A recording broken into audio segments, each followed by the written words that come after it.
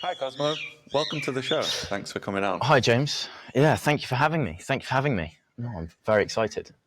Yeah, likewise. So, you've recently, and you can kind of see in your background, relocated to your AI education company to Bangalore, which Yeah, you've described as like Silicon Valley in the '90s. What yeah. surprising insights about business growth have you discovered in that environment?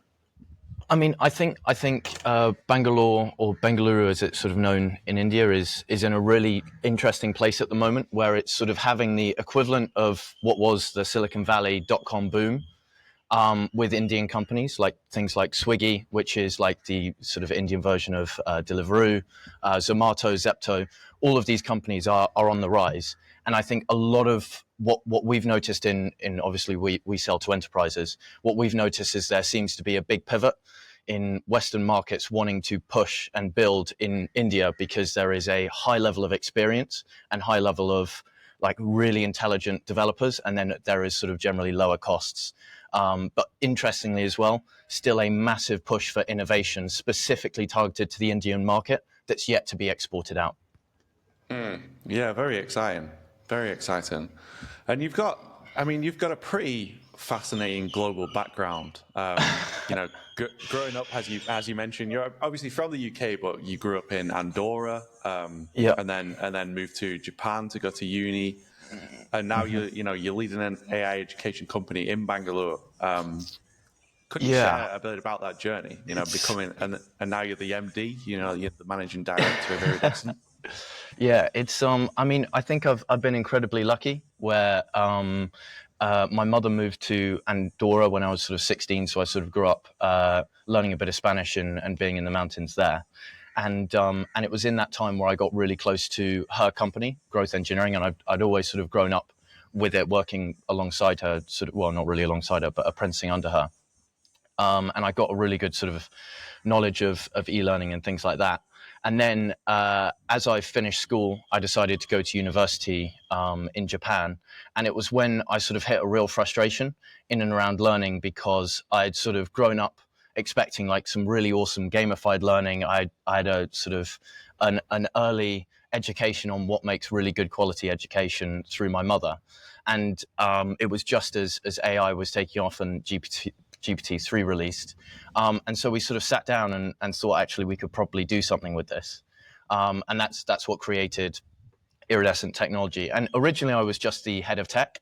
And I was doing the technical stuff behind it, building the product that sort of Juliet had properly envisioned. But then as time went on, we sort of reshuffled around and found that actually Juliet should just focus on sales and marketing, because she is the visionary behind this, and I'm sort of the technical operator behind it, sort of making things go. But yeah, I think traveling has given me a really interesting perspective in and around being able to take things with sort of low context, and I think you'll find a lot of being an MD, in my experience, has just been the translator. It's being able to make sure everyone in your team is sort of united under one vision, and just sort of tapping people to the left or further forwards to continue the drive for success and product development. Yeah, very cool.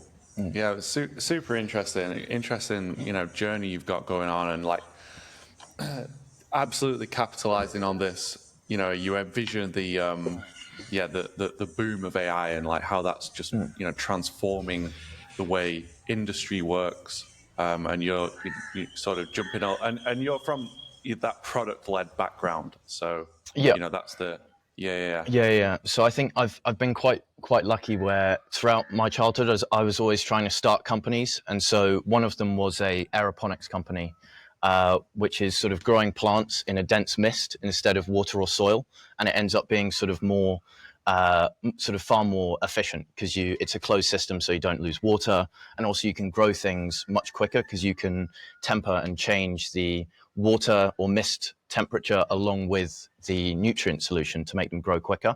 And I think that gave me a really early sort of start into how you develop a product, how you do it with a team behind you, and importantly, I think learning skills is a really big thing, because I think when you are the MD or when you are starting something, often there are two core difficulties. It's the skill of not knowing how to do it, and then also the skill of not knowing how you communicate that to the people who are joining you on your journey.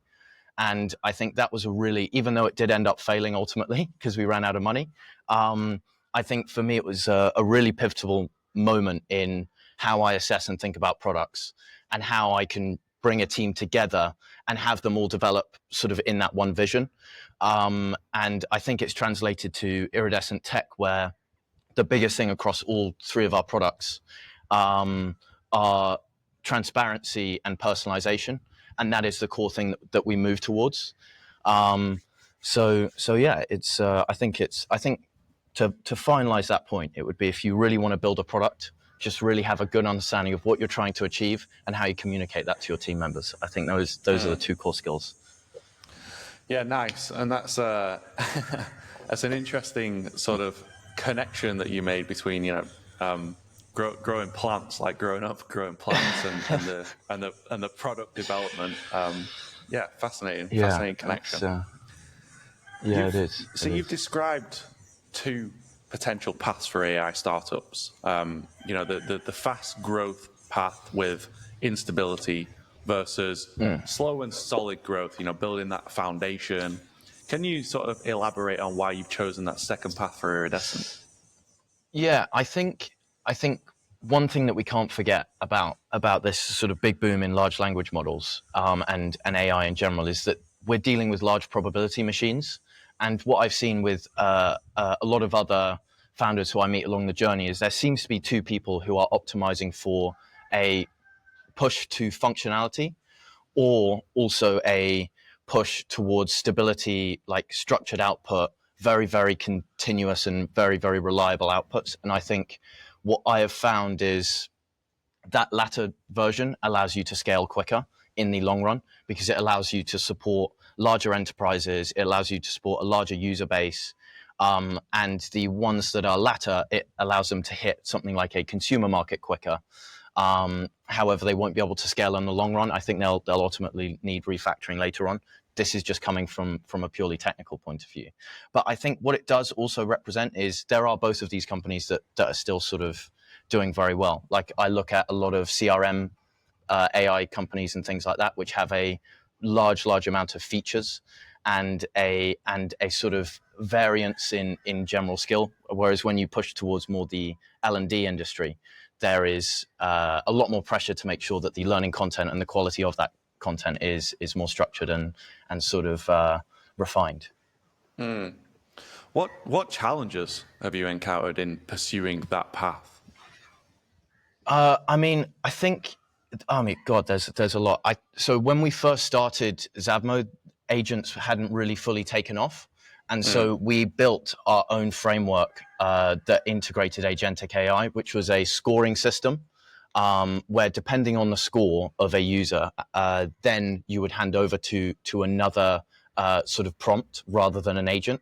So that original sort of very, very basic implementation of agentic flow was something that was really sort of interesting and fun to do. However, it was also something that was really difficult to overcome because you can't really scale that. And I think we hit just at the right time where, as we refactored that into our first pilots with large corporates, we then came into Swarm, which is a big sort of agent framework by OpenAI, and then another one by Pydantic, and then now we have our own version that's built off both of those. And so I think technology at the start was very difficult, and importantly, as we sort of spoke about, making sure that the actual quality of education was there throughout. I think we've taken something that is incredibly counter market to the fact that we do no content creation, and we are very firm on that, in a sense that, going back to large language models just being massive probability machines, the content that you're going to create is likely just going to be in the center of a normal distribution graph. And because of that, essentially, that I foresee the L&D industry coming into a lot of poor quality content. And so what we've done is tried to remove as much prompting as possible. We've tried to remove as much of the sort of randomized content creation and only focus on translating, using large language models to translate to a user. So that's in the form of personalization. And also it allows us to audit a large language model far better, because we can look at the start state and end state that content has been delivered to a user. So it means we can fine tune that process and we can make it sort of far more sustainable and auditable for both us and also large corporates. Yeah. And so I mean, you mentioned like going pretty heavy on the agent side before agents took off, and it was like the back end of last year when every sort of big corporate started coming out with their own agents. It just became massive. It just became this huge subsector technology in AI. That must have been interesting. I think I mean, it's really interesting for those of who sort of don't know fully the difference between a large language model and an agent. It's often sort of spoken about agent has a sort of thought process and can carry out a task with an unknown number of steps, whereas a large language model can process a question or a query, and then it will process it and just do an output. So it's that essential sort of ability to not quite plan or think ahead, but at least continuously sort of chat up until a desired output is there and sort of refine something that I think is really powerful. And I think we were very lucky that we hit our stride just as that sort of came about and came in. And where I sort of see that going in the future and what I see at the moment is actually a lot of companies emphasizing their front-end development to be providing thought to agents, right? So, for example, instead of having a large number of features that we've seen sort of in the last year, processing more to display your AI to be smart and thinking, and displaying your agent to be sort of smarter than it is in reality, or simply the fact that it's thinking sort of a lot more allows for you to get a longer buffer process. It allows for you to generally sort of perceive and build the intelligence of your platform. And you combine AI with neuroscience in the platform. Could you elaborate on how those fields intersect in your product and why that matters to effective learning? That's it's I mean, I think it's one of the things that's been neglected with the current L&D industry, and this is why, like, I often make posts about the death of LMSs, which is learning management systems and old style learning. And I think that's because large language models give you such granularity into how people think. And it's that granularity that allows us to build separate models, which aren't large language models. They're sort of graph neural networks and other neural nets, to understand engagement, understand focus, and importantly, understand cognitive load in a way that we can sort of measure and then predict the user experience of a user, as in their preferred learning style, their preferred content ingestion manner, and also the time in which they can ingest content efficiently before then they'll start to forget it. And it's that ability to predict things on a more granular level is something that we focus on. And this sort of goes back to the point of trying to separate things from large language models and put more weight on these smaller nets as support systems to make these large language models intelligent. So going back to the question on neuroscience, essentially we are in the process of building a large number of neural nets that can take the load off large language models and instead train and understand how a user thinks and interacts with a large language model and how that translates to learning and to thought. And I predict that we would see that being used in larger foundation models anyway, because in terms of how AIs can deliver information, I see this as very interesting, because it's definitely changed the way that we deliver content. We noticed that on our platform, 52% of users prefer personalized case studies over anything like Socratic dialogue or sort of role play based sort of learning and things like that. And so I think this sort of ability to properly analyze and record things, I think is really important to large language model development, and then also for engagement and learning. Yeah. And okay. So the death of L&D platforms is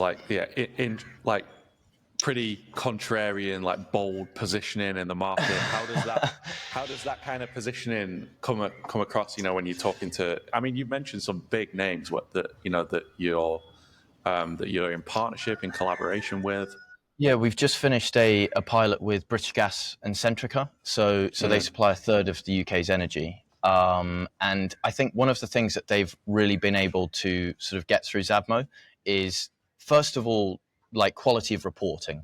right? Because at the moment, when you look at learning and development, there is no understanding of context. And I think that seems to be the case with a lot of things in current reporting suites. And with that lack of context, it becomes very difficult to really diagnose problems. And so by using large language models, we can better integrate context, we can better understand the thought processes behind a user, and then also provide questions to a manager. So in previous learning development and on these LMSs, you would just get, did they complete it? Did they not complete it? How long was their session? With this, with our version through ZAVMO, we can get a much more granular, hey, so Stephen completed this, he found this really difficult, he achieved this level on it. However, he became pretty unresponsive at these points. Maybe, Claire, as his line manager, you should look at these questions. Maybe you should ask him, how his job has been in these areas. Has that affected parts of his skills? And I think that granularity is something that's currently missing in learning and development, and that lack of personalization is also affecting large companies, because it doesn't allow you to really see how your employees are thinking. And I think, the big thing that is often spoken about in all of startup culture and all company culture is how you build one. How do you build a really effective and solid culture? And I think the first step to that is actually by bringing curiosity to the front door of learning and making sure that people learn to apply curiosity from the learning perspective. And then I think that it will carry out throughout the rest of the company and their jobs. So I think in lack of sort of looking at granularity within learning, you're also failing your own organization's growth. How do you find, British Gas, huge company. How do you find selling into enterprise corporations, like challenging the status quo with, do you ever feel like you're moving boulders? Like how does that go, the sales process? It's it's long. It's long is the answer, and I think it's when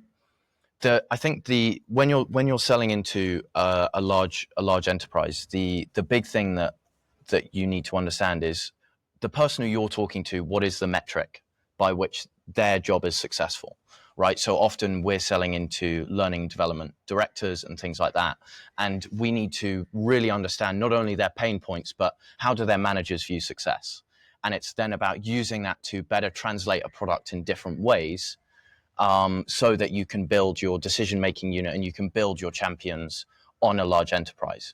Because when you go into your first meeting in a discovery call or something with a large enterprise, you will first just be chatting to a singular person, and then they'll bring it up to the next person, and you'll have one learning and development director, and then you'll probably have an HR director, or maybe you'll have a technical person.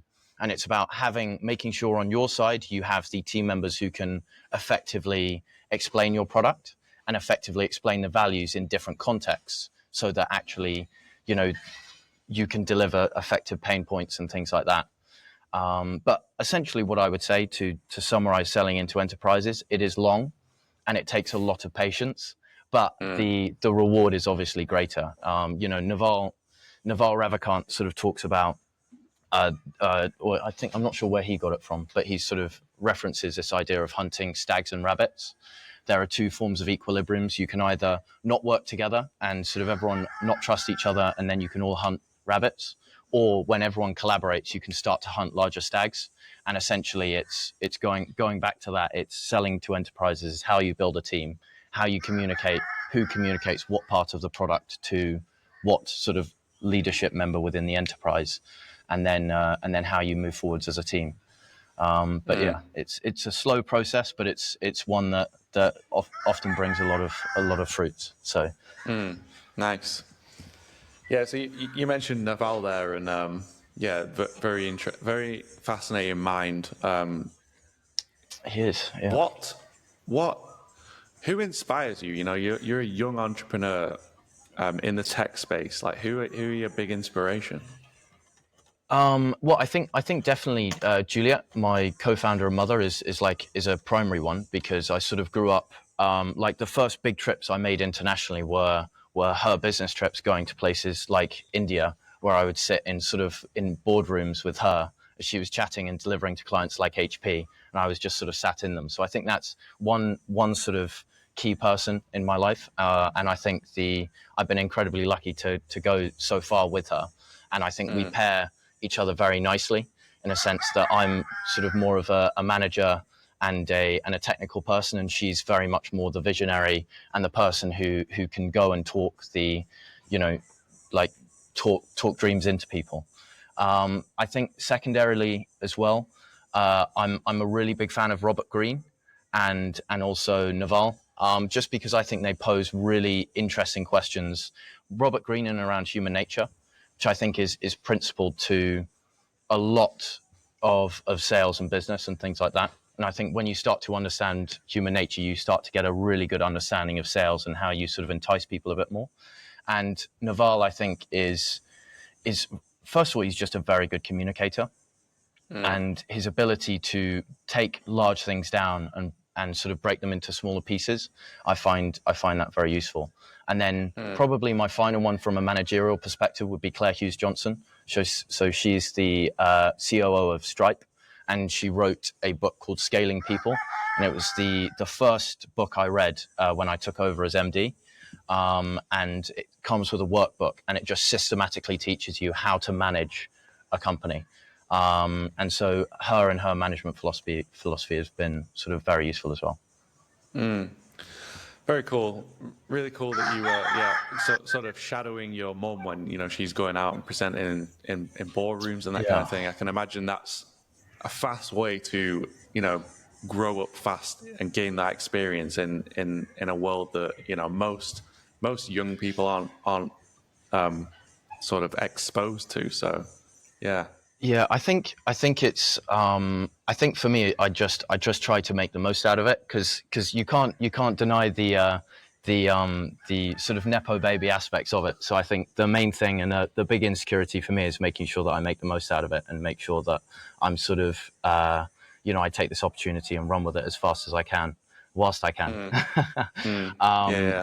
But I think I've been incredibly lucky to be able to have an amazing team with me, and we've just finished a big hiring cycle, and so I think that's been really useful to see other people in our company, how they work and how we sort of fit a culture around all of us.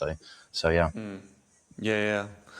No, it's funny that you mentioned that term, like nepo baby, because obviously, and you're not shying away from the fact that your mom is like such an inspiration and being a big part of your growth, and that's cool. It's like it's authentic. So it has almost the opposite effect, like coming from you. You're very, it's really interesting place.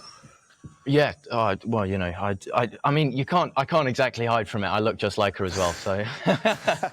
but no, it's, but yeah, no, I'm very lucky, and I think, we're just in a good place. The relationship is such that, I think when you're working with family, it forces you to be a really good communicator, and I think it forces you to really understand,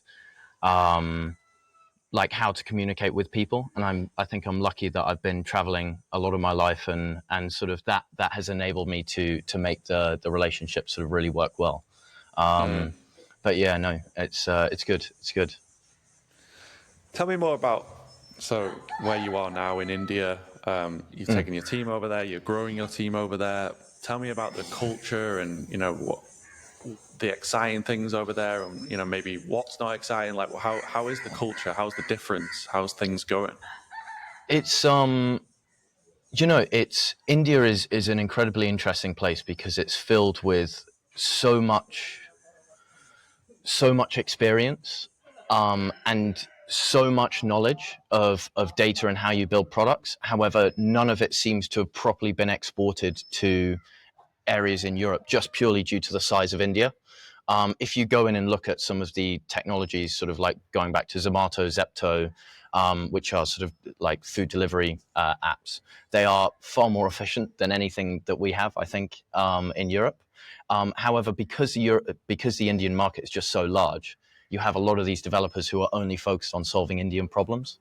And so when you bring a company that is European based, and you have a team of developers who are in India working outsource. You sort of get a combined years and years of experience of Europe outsourcing their tech to India, and also the experience of delivering to a large number of people in a large market anyway.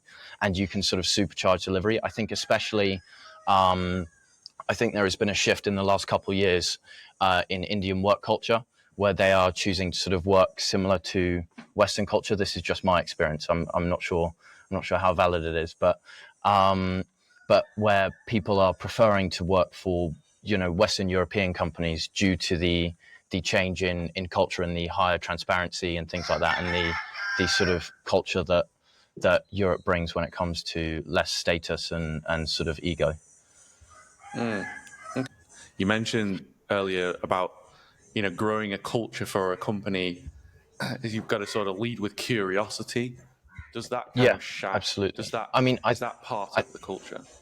Yeah, I think there is a massive sort of curiosity-driven culture in India. I think, you know, this has been seen where the Indian government have released sort of a number of initiatives to build foundation models, AI foundation models in India, and I think there is a big drive of pushing to see, you know, to pushing limits and seeing what can be sort of developed. Where our office is in Bangalore, there is a real drive of curiosity, and I think as well there is an acceptance of ignorance and using that ignorance to innovate.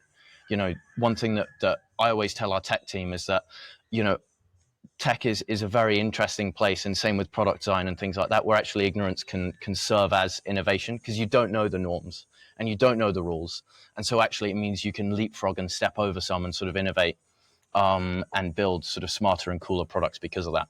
And I think that is a definite sort of core culture in Bangalore. And I think it links back to what I was saying earlier when it comes to it being similar to Silicon Valley in the 90s with the dot-com boom. And so it's really refreshing to be here. And I think I'm very lucky once again to be able to take advantage of it. Mm. You said that the principal skill of a managing director is being able to teach. How does this teaching philosophy manifest into your day-to-day leadership? That's a good question. I think so. I think the first thing that I think a lot of MDs sort of realize is actually the reason why we hire isn't because we're busy. It's just principally because we're not very good at a lot of stuff. Like we're good at, you know, certain things, like, you know, building a vision, building products and things like that. Well, it depends on the type of MD, but my experience is that I'm not a very good product developer, and I'm not the greatest coder, and I'm not the greatest salesman. And so I think, you know, the reason why we hire is because there are people who are just really good, and your job as an MD is to teach them exactly where they need to focus their brilliance. And I think that serves a really core part of the culture that we have, which is I know that you're really good. I just need to know and what direction you need to go to, and that's the fundamental first point of teaching. I need to teach you the vision. And then the second one is I need to teach you in a way so that when I'm not here, you're going to think as if I am.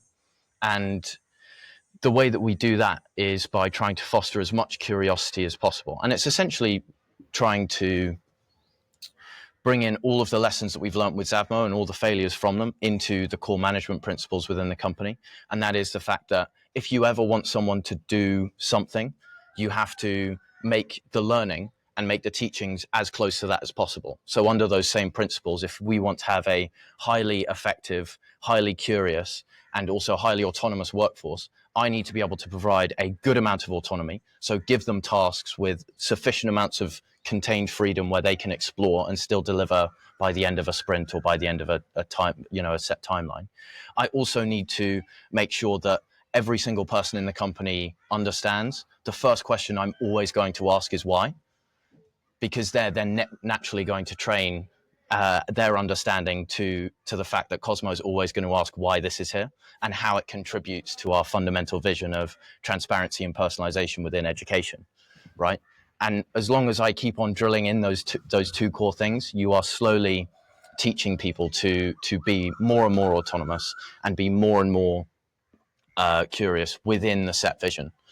The main thing is just understanding that balance of how do I give curiosity and how do I make sure things are delivered within a timeline. And I think that is something that comes with not only experience, but also having a really good management system in and around sprints or in and around sort of cycles by which you know sort of time taken to deliver stuff. That's really interesting.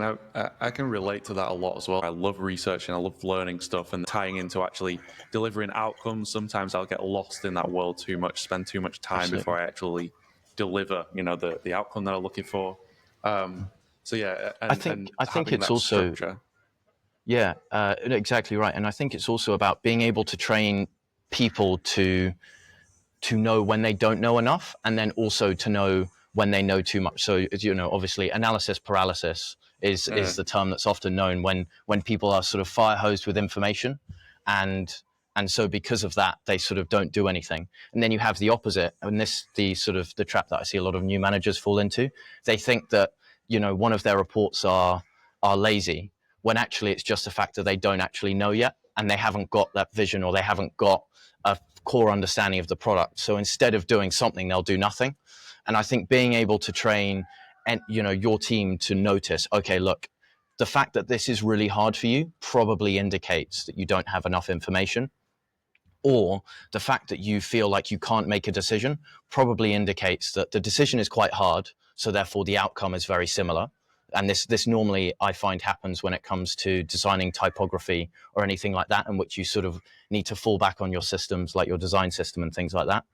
But being able to train that sort of cognitive step, right? Being able to train, right? Do I know enough or do I know too much? Into your people, I think is really important. And the way that you do it is just by raw repetitivity, raw repeatedness. Just repeat it. Just keep on going on about it. And also, I think sort of pushing the sort of the well-known scribe of earn or learn. You're either earning tons of money or you're learning quite a lot. Ideally, do both, but mostly do one. And so I think it all sort of ties together into how you build a curious, autonomous, and sort of somewhat effective team. Yeah, absolutely. And one question I always find interesting to ask myself is like, yeah, asking yourself and looking for the 80-20. Like, have you, do you know 80% enough here? Do you or do you know what's the 80-20 in what you're looking to achieve here? And do you know the 20% enough that's going to drive 80% results? And that's always a helpful question to ask. Yeah, quite right. And how do you? What are the steps that you take to find that? What are the steps that you tend to sort of find it? Yeah. So it would always just be that question, and it's like, yeah, zooming out, zooming back in. What am I looking to achieve here? What's the actual outcome? And then do I know enough? Can I apply those constraints right now to achieve, like, get 80% there, because done is better than perfect, and that's always another thing, like, avoid perfectionism, because done is better than perfect. Do I know, am I really leveraging my time here, like looking at my time, reflecting back on the time that I'm spending on certain things? I think also you touched on a really core point, which is metrics. Like, and I think it sort of often goes unspoken for a lot of things, because we find it with a lot of learning management systems that the idea of gamification is XP, and that XP is in the form of comments or in the form of sort of like posting lots and lots. And so you find that you slowly train your user base not to say really insightful things, but just to make more comments. And so I think not only as a manager, but just generally in all product building, you have to think, what are the metrics that I want to push my users into? And then importantly, as time goes on, how can I change the weights of these metrics to push a user along a certain UX that sort of that I would like to have them go along, I think, and also, can you reshape the metrics as well? That's the can you reshape a metric to make it so that I'm getting the 80%, so to speak? Yeah, For sure, for sure. And you're absolutely right there. Is the metrics, the data, there's always patterns there. And that's fascinating when you start looking at data and looking at through the lens of 80/20 is it exists in places that you find like you'd It, never would have thought if you hadn't have looked at it through those lens. and also I think it's the like looking at just data as a thing, like it is such a big word, first of all, and also I think it's incredibly daunting. Like if I were to say, oh yeah, could you go do some basic marketing analysis of the last 6 months of our content? That seems to be quite a daunting task. And so being able to actually take like your marketing lead or take like an early joiner on the process of really breaking down what is data analytics. It is just the ability to post, to take a look at all of the data that exists, ideally on an Excel spreadsheet, which you can just export from LinkedIn, and then just see, what has the highest thing, what has the lowest thing. The ability to just slowly drip feed in and have a slow, have people slowly dip their toes into what is data and what is interpreting data, I think is another core skill of a manager and growing any company, because company has grown on. It's been my experience that company is grown internally through vision and good management, and externally through data and pain points in the product that the product solves. Yeah. And you've just recently completed a hiring cycle of 16 people. Yeah, 16. Yeah. What Yeah. qualities do you look for when you're building, when you're recruiting that team? What are you looking for? It's so it does often vary on the on the role, because we've hired a mixture of sort of product designers and data scientists and things like that. But often the big thing that I look for is not actually talent to a certain extent, but how easily can you explain your thought process. So one skill or one thing that we take all of our data scientists through is when they sit down and have their final interview with me. I will have them, we'll sit on a call for about an hour and we'll try to design a large language model that can't use prompts, right? So it's a way, how do you translate chat history instead of just feeding it back into the standard LLM? Is there something else that you could build that might translate into something? And it can be super complicated, it can be super simple. And the idea isn't to get it right or wrong, because you can often teach coding and you can teach these hard skills. It's actually, how do you communicate? Do you talk to think? Do you think to talk? What are the experiences that you have that I might be able to see and leverage? And I think the next thing as well is I need to understand what your vision is, right? Because when you're running a company, you need to understand exactly what your employees are sort of going for. You need to understand what their dream is and what, importantly, a successful career looks like to them. We had, for example, one person who we were going to hire who said that his major interest was robotics, and unfortunately we're not a robotics company. And so we gave him information to another robotics company that we knew that was hiring. But even though he had on paper absolutely everything, all the experience, it was just very difficult to hire someone who wouldn't be aligned with the vision, because that's where a lot of discomfort, that's where a lot of sort of squeakiness comes within a company, when there is someone who is not sort of totally aligned with what we're all doing. And so I think the principal understanding when you're going into hiring is, do you really understand the vision for this team that they're going to fit into? Do you understand their culture of that team and how it communicates with me as the MD with other people across that team?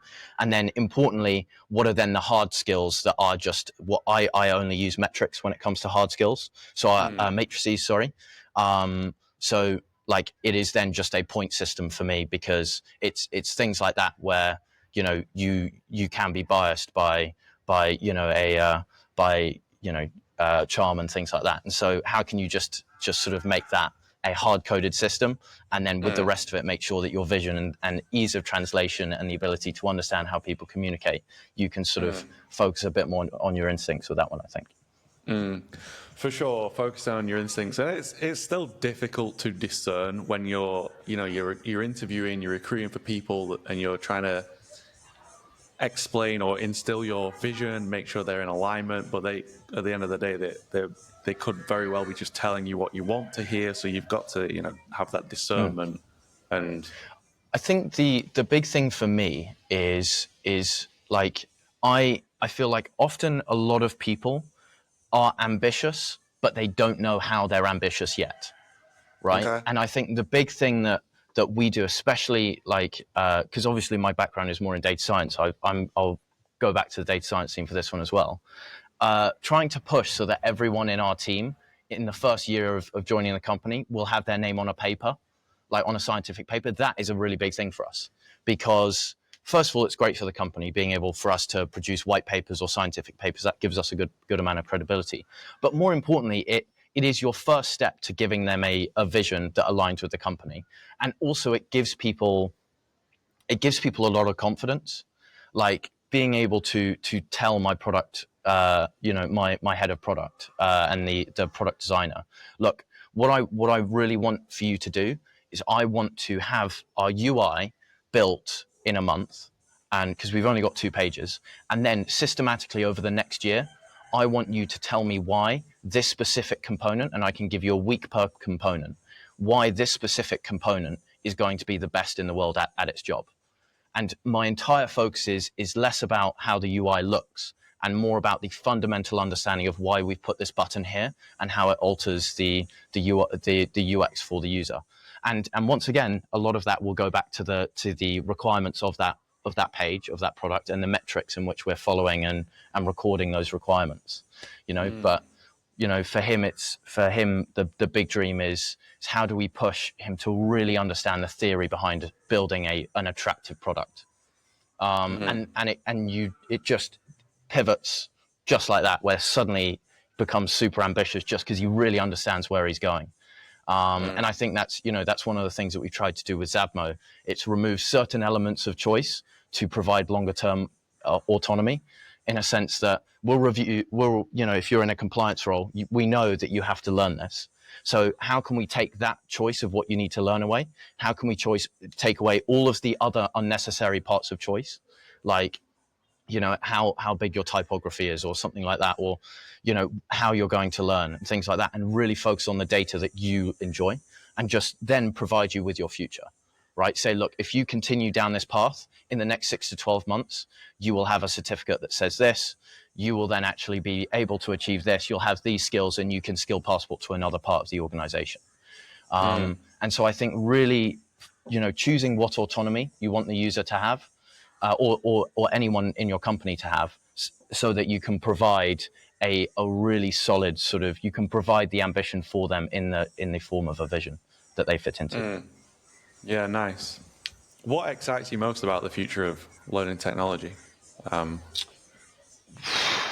I mean, so I'm really looking forward to being able to see how learning changes, just because I think AI provides a lot of granularity, and I think it is that granularity that will transform into transparency, and it will transform into having the whole world really understanding how they learn. Because James, if I sit down with you, it's probably, if I say, hey, look, I want you into the most efficient time possible, I would like to teach you how to market to large enterprises, for example. And I said, what's the most efficient way to do that for you? It might be a difficult question. I hope in the next 3 to 5 years that isn't a thing. I hope that either using like ZAVMO or using any other learning technology that's coming out, I hope that will sort of change. And I also see a change in prompting and model inputs. I would like to see less prompting because I think it is still very ambiguous. So doing something like that we do, where we're more reliant on neural nets and maths to provide prompts to a large language model, I think would be interesting. And then also, I think another thing, one of our other products, Dave, we're focusing on understanding and interpreting these systems, right? So Dave is a diffusion model, which has spatial and geometric understanding of how images are built. That is a very specific space that somehow removes not somehow, but it does remove the black box of these large systems. So I think just generally being able to discover more about us as people and how we interact with the systems of like diffusion and large language models. And then, of course, the understanding the large language models and diffusion models themselves. Very exciting times. Yeah, quite. What advice would you give to other entrepreneurs looking to build AI-driven businesses? I would say every single day when you jump on a sales call, you are going to be asked how this is different from ChatGPT. And so being able to prepare for that, and the way that we do it is we just say one of our product features, right? So for example, measuring cognitive load effectively. Say, no, of course, it's a really good point. Mention the feature X. So, we measure cognitive load. How do you see your current, company's Copilot doing that? I think that is quite a nice question to sort of do it. You can do it a bit more politely than I just did then. You can say, of course, are you interested in measuring cognitive load, or how do you do that in your current system with AI and things like that? And just mentioning the things, your USPs and the things that you have, because especially in enterprises, you're dealing with people who are already incredibly successful. They already have their nice car and their family and things like that. So getting them to listen and to your great vision is unlikely. However, the benefit is they are, often incredibly intelligent. And so if you can indicate a core value proposition, they will be able to listen, and they will be able to go to war for you. So I would say just being able to discern how your product is different from ChatGPT. And then also, just in a company point of view, just highlight, as a manager, your job should be to highlight how awesome other people are. So highlight your failures, highlight how awesome other people are. And I think you will just generally have a far more transparent and, I think wholesome culture. Yeah, that's really good advice, and that's a great insight. Because how do you differentiate between just on the surface level? People have that question in mind, like, how are you different from ChatGPT? Obviously, it's a frustrating question, I can imagine, because there's a long essay of answers that you can provide to that. And how do you navigate? How do you educate somebody without putting their back up? And I guess like producing the content around it would help a lot to just educate the market on the differences and the genuine differences without coming across like that you're biased because of your product. Yeah, I think that's a good point as well. I think it's like relying on the results first, I think is a really good point, because I think you'll find with a lot of these systems, the results speak for themselves. So if we present you with a learner report that details your cognitive load, that details your highest engagement times, that details your preferred learning styles, things like that, that in itself shows how it's different. And being able to link that to a certain pain in a product. So for example, seeing how your lack of knowledge could lead to investing, lots of money into a skill that probably isn't very valuable into a company. I think that sort of stuff is crucial. But I think I'm always in the term of leading with curiosity. And I think like leaning into when you screw up, just sort of lean in and try to understand that more. Because I mean, James, like you run a company as well. I'm sure like we've both had our fair share of eating dirt. So it's so I think being able to live and find it interesting and cool, because it's a sign of learning, and it's a sign of progression. And also it shows to everyone else in your company that's a sign of learning, and that's a sign of progression. And so often when things do fail, they won't hide them from you. They'll in fact come to you and say, "Oh my God, Cosmo, I learned this really interesting thing, and this is I wrote this code, and this is why we had our memory leaks." And you're like, "Oh wow, that's really cool, smashed it, good job." I think failures should be just as bonus worthy, as long as you're not making it a metric, because otherwise people will start to fail on purpose. But I think it's they should be glorified more. Yeah, absolutely. Well, really fascinating conversation here, Cosmo. I really appreciate your insights. Thanks for having me. Where can people find out more about you online? I think my LinkedIn is probably the best, Cosmo Denny at Iridescent Technology, and then ZAVMO.ai is and linked to iridescent.technology, iridescenttechnology.ai. Sort of LinkedIn and our website is probably best. And then and I'm more than happy to sit down with anyone and discuss our product more, because I think it's going to change the world and I think it's awesome. But yeah, thank you very much for having me, James. Yeah, amazing. Thanks again for coming on. And I'll be watching the growth of ZAVMO and Iridescent with great curiosity. Well, and likewise with the Quantum Growth podcast. I can't wait. Thanks a lot. Thank you. Cheers.